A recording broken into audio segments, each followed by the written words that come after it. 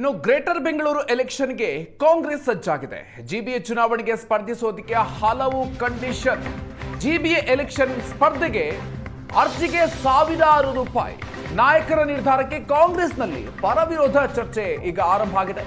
ಪಕ್ಷದ ವೇದಿಕೆಯಲ್ಲೇ ಅಸಮಾಧಾನವನ್ನ ಕಾರ್ಯಕರ್ತರು ಹೊರಹಾಕಿದ್ದಾರೆ. ಪಕ್ಷ ನಿಷ್ಠೆ ಬಲಿ ಕೊಡುವ ಆದೇಶ ಇದು, ಮರುಪರಿಶೀಲಿಸಿ ಅಂತ ಆಗ್ರಹಿಸ್ತಾ ಇದ್ದಾರೆ.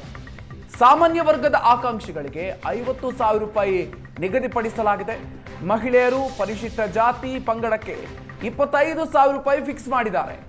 ಬಿಲ್ಡಿಂಗ್ ಫಂಡ್ ಕೊಟ್ಟವರಿಗೆ ಮಾತ್ರ ಟಿಕೆಟ್ಗೆ ಅರ್ಜಿಯನ್ನ ನೀಡಲಾಗುತ್ತೆ.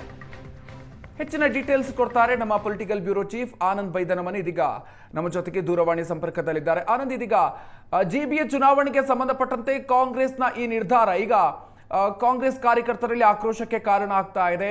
ಸೊ ಯಾವ ರೀತಿಯಾಗಿರುವಂತಹ ನಿಲುವು ಇದು, ಏನೇನು ಡೀಟೇಲ್ಸ್ ಇದೆ? ಎಲ್ಲವೂ ಅಂದುಕೊಂಡಂತೆ ಆದರೆ ಮುಂದಿನ 3-4 ತಿಂಗಳಲ್ಲಿ ಜಿಬಿಎಗೆ ಚುನಾವಣೆ ನಡೆಸಲಿಕ್ಕೆ ರಾಜ್ಯ ಸರ್ಕಾರ ಎಲ್ಲಾ ಪ್ಲಾನ್ ಅನ್ನು ಕೂಡ ಸಿದ್ಧಪಡಿಸಿಕೊಡ್ತಾ ಇದೆ.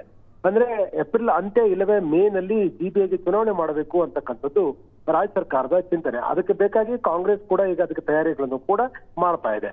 ಆದ್ರೆ ಬಹಳ ಪ್ರಮುಖವಾಗಿರ್ತಕ್ಕಂಥ ತೀರ್ಮಾನವೊಂದನ್ನ ರಾಜ್ಯದ ಆಡಳಿತಾರೂಢ ಸರ್ಕಾರವಾಗಿರ್ತಕ್ಕಂಥ ಏನು ಕಾಂಗ್ರೆಸ್ ಇದೆ, ಇದು ತೆಗೆದುಕೊಂಡಿರ್ತಕ್ಕಂಥದ್ದು ಸಹಜವಾಗಿ ಚರ್ಚೆಗೆ ಕಾರಣವಾಗಿದೆ.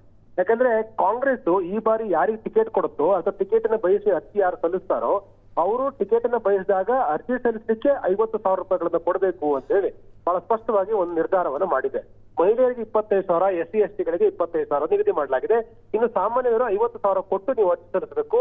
ಅರ್ಜಿಯನ್ನು ಪರಿಶೀಲನೆ ಮಾಡಿದ ಬಳಿಕ ನಿಮಗೆ ಟಿಕೆಟ್ ಅನ್ನ ಕೊಡ್ಲಾಗತ್ತೆ. ಆದ್ರೆ ಇಲ್ಲಿ ಇರ್ತಕ್ಕಂಥ ಬಹಳ ಪ್ರಮುಖವಾಗಿದೆ ಅಂದ್ರೆ ಕಾರ್ಯಕರ್ತರಿಗೆ ಟಿಕೆಟ್ ಕೊಡುವಾಗ 50,000 ರೂಪಾಯಿಗಳನ್ನು ಯಾಕೆ ಪಡ್ಕೊಳ್ತಿದ್ದಾರೆ ಅಂತಕ್ಕಂಥದ್ದು ಈಗ ಒಂದ್ ರೀತಿ ಆಕ್ಷೇಪ ಕಾರಣವಾಗಿದೆ.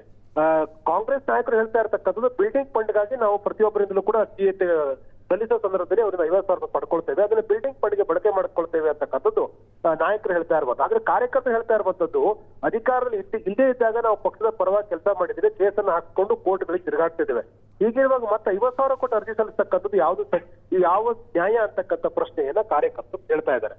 ಆದ್ರೆ ಕಾಂಗ್ರೆಸ್ನ ನಾಯಕರು ವರಿಷ್ಠ ಕೆಪಿಸಿಸಿ ಕಾರ್ಯಾಧ್ಯಕ್ಷರು ಅಧ್ಯಕ್ಷರು ಹೇಳ್ತಾ ಇರ್ತಕ್ಕಂಥದ್ದು ಬಿಲ್ಡಿಂಗ್ ಫಂಡ್ಗೆ ನಾವು ಹಣವನ್ನು ಸಂಗ್ರಹ ಮಾಡ್ತಿದ್ದೇವೆ, ಯಾರು ಅರ್ಜಿಯನ್ನು ಸಲ್ಲಿಸ್ತಾರೋ ಅವ್ರಿಂದ 50,000 ರೂಪಾಯಿ ತೆಗೆದುಕೊಂಡು ಬಿಲ್ಡಿಂಗ್ ನಾವು ಬಳಕೆ ಮಾಡ್ಕೊಳ್ತಾ ಇದ್ದೇವೆ ಅನ್ನುವಂತ ಮಾತನ್ನ ಹೇಳ್ತಾ ಇದ್ದಾರೆ. ಮತ್ತೆ ಇನ್ನೊಂದು ಬಹಳ ಪ್ರಮುಖ ಅವ್ರು ಹೇಳ್ತಾ ಇರ್ತಕ್ಕಂಥದ್ದು 50,000 ರೂಪಾಯಿ ಕೊಡ್ಲಿಕ್ಕೆ ಸಾಧ್ಯ ಇಲ್ಲದೆ ಇರ್ತಕ್ಕಂಥ ಏನು ಆಕಾಂಕ್ಷಿ ಏನಿದ್ದಾನೆ ಈತ ಲಕ್ಷಾಂತರ ರೂಪಾಯಿಗಳನ್ನು ಹೇಗೆ ಚುನಾವಣೆಯಲ್ಲಿ ಖರ್ಚು ಮಾಡ್ತಾನೆ ಅನ್ನುವಂತ ಪ್ರಶ್ನೆಯನ್ನು ಕೂಡ ನಾಯಕರು ಮುಂದಿಡ್ತಾ ಇದ್ದಾರೆ. ಹಾಗಾಗಿ ಒಂದು ಕಡೆ ಕಾರ್ಯಕರ್ತರು ಪಕ್ಷಕ್ಕಾಗಿ ಕೆಲಸ ಮಾಡಿದ ಕಾರ್ಯಕರ್ತರಿಗೆ ಟಿಕೆಟ್ ಕೊಡ್ಲೇಬೇಕು, ಕಾರ್ಯಕರ್ತ ಚುನಾವಣೆ ದೂರ ಇರ್ತಕ್ಕಂಥ ಯಾವುದೇ ನಿರ್ಧಾರ ಮಾಡಬಾರ್ದು, 50,000 ರೂಪಾಯಿ ತೆಗೆದುಕೊಳ್ಬಾರ್ದು ಅಂತಕ್ಕಂಥ ಒತ್ತಾಯ ಮಾಡ್ತಿದ್ರೆ ನಿನ್ನೆ ಕೆಪಿಸಿಸಿ ಕಾರ್ಯಾಧ್ಯಕ್ಷರಾಗಿರ್ತಕ್ಕಂಥ ಜಿ.ವಿ. ಚಂದ್ರಶೇಖರ್ ನೇತೃತ್ವ ನಡೆದಂತ ಸಭೆಯಲ್ಲೂ ಕೂಡ ಬಹಳ ಪ್ರಮುಖ ಪ್ರಸ್ತಾಪ ಮಾಡಿ ಈ ತೀರ್ಮಾನವನ್ನು ಮರುಪರಿಶೀಲನೆ ಮಾಡಿ ಅಂತಕ್ಕಂಥ ಹಕ್ಕೊತ್ತಾಯವನ್ನು ಮಾಡಿದ್ದಾರೆ. Madhukar, okay, thank you Anand ಡೀಟೇಲ್ಸ್ಗೆ.